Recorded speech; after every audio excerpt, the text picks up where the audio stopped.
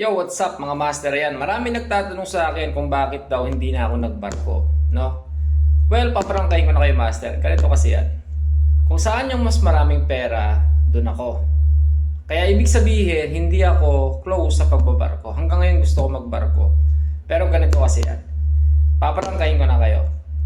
Ibig sabihin na kung saan yung may opportunity or big opportunity dumating sa buhay ko, dun ako. Ibig sabihin, kung saan yung mas maraming pera, doon ako.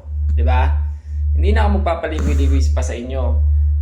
Makapangyarihan ng pera, master.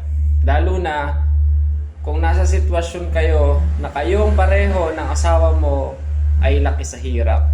Yung tipong kailangan nyo magtrabaho para masurvive nyo yung mga anak nyo. And ganoon kami. So,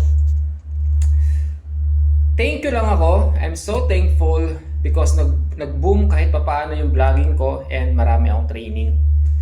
And salamat pa kasi nagkaroon ako ng small coffee shop na kumikita naman kahit papaano. Pero yung pinaka-source talaga master ng income ko sa ngayon dito sa Pilipinas is yung mga training ko. Kaya pag may mga training ako, doon ako nakaka-survive. Yes, kumikita naman yung shop. Pero hindi siya sasapat kasi dati nung nag-abroad ako talaga wala akong problema sa pera. Yan. So, sa ngayon okay pa yung training natin. May coffee shop tayo. So, okay pa siya. Wala pa akong problema. Ngayon, master, ikaw ang tatanungin ko. Kamusta ka? 'Di ba? Nandun ka ba sa sitwasyon kung saan masaya ka sa trabaho mo ngayon? Malaki ba kita mo dyan? Kasi kung hindi malaki ang kita mo dyan, pero masaya ka lang dyan, master, may problema sa'yo.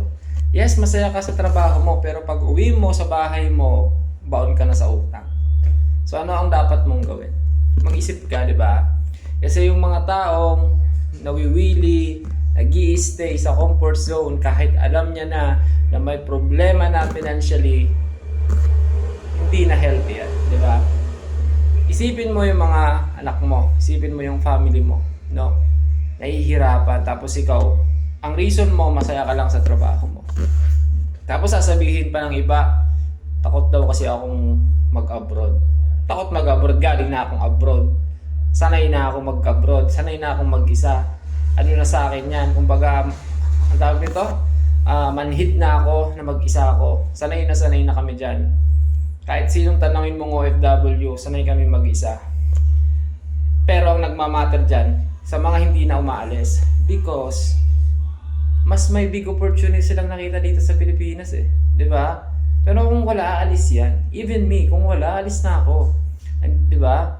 Hanggang ngayon, I'm looking forward pa rin na sana magtuloy-tuloy ito.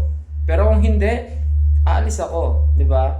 It's not because dahil masaya naman kami dito. No. It's because of the money, master. Kasi meron akong family, meron akong mga anak na binubuhay, 'di ba? Kailangan ko pang tuparin yung mga pangarap nila sa buhay paglaki nila, 'di ba? Kasi yung pangarap nila, pangarap ko 'yun, 'di ba? Kung dati pangarap ko lang makapagtapos ng pag-aaral, ngayon pangarap ko na makapagtapos yung mga anak ko ng pag-aaral. And that's a good father. That's a good sample na hindi ka pabayang ama, 'di ba? But balik tayo dun sa topic sa pagbabarko. Open pa rin ako, master. Even now, like example, mayroon sa aking big opportunity. Uli sa barko, alis na ako, 'di ba? Pero marami naman, pero hindi ko gusto yung offer nila. So, hindi ako tutuloy kung ganun lang, 'di ba? Kasi kayang pantayan 'yon yung pag-stay ko dito sa Pilipinas. Kaya maraming salamat sa mga followers ko sa pag-share niyo lagi, sa pag-recommend sa akin, sa mga nagpapa-training. Dahil yun sa inyo mga master. Sa totoo lang, sobrang thankful ko. Kaya kung bakit napaka-generous ko pagdating sa mga idea sa kape, sa pagbibigay ng kalaman, kasi binabalik ko lang din yung tulong na naibibigay nyo sa akin. Kaya maraming salamat. No? Basta, ang bottom line and yung lesson na gusto kong iparating, bakit ko to sinasabi? Bakit parang seryoso mo ngayon, Bakay Barista? It's because gusto ko lang sabihin sa'yo na kung masaya ka lang sa trabaho mo, may problema ka na, 'di ba? Try mo nga umalis diyan sa comfort zone mo. try mo lang, di ba? And sometimes, pag mayroong big opportunity dumating sa buhay mo at hindi mo yun grab, it takes time na uli para bigyan ka uli ng panibagong opportunity. Paano yun? Maghihirap ka uli nung maghihirap hanggang saan? Hanggang sa nangihingi ka na sa family mo, sa mga kaibigan mo, and then sisisihin mo na ang Diyos kung bakit ka nagkaganyan. But the real problem is you. Diba? So ano gagawin mo ngayon? Diba? Real talk. Gawin mo yung bagay na alam mong dun kayo yayaman.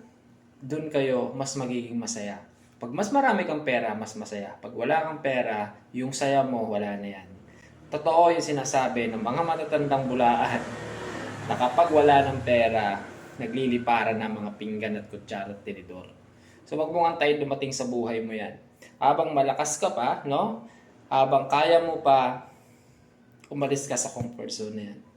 Bigyan mong chance yung sarili mo na patunayan mo na kaya mo. Diba? Ganun yun, master. Basta, ang payo ko lang sa inyong lahat, huwag kayong matakot sumubok ng bago. Take a risk. Malay mo, ay siya!